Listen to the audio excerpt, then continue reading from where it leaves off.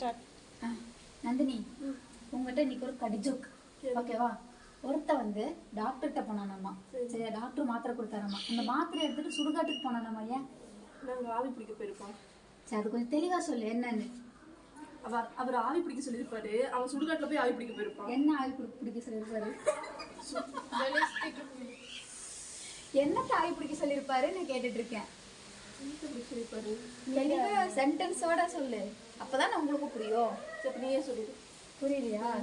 Doctor மாத்திரை கொடுத்தாராமா. சரி சரியா? நான் என்ன சொன்னேன்? சுடுகாட்டுக்கு மாத்திரை எடுத்துட்டு போனான். அந்த மாத்திரையில ஆவி பிடிக்க சொன்னாராமா. கர்த்தரே, இந்த குழந்தையை காப்பாற்றுமா? எந்த ஏரியா டாக்டர்? என்ன தெரியுமா? ஆவி பிடிக்கிறதுக்கு மாத்திரை இருக்கும்ல, அந்த மாத்திரை எடுத்துட்டு ஆவி பிடிக்க போனா நம்ம சுடுகாட்டுக்கு. புரியுதா? நம்ம தண்ணியில போட்டு பிடிப்போம், வந்து சுடுகாட்டுக்கு போயிருக்கான்.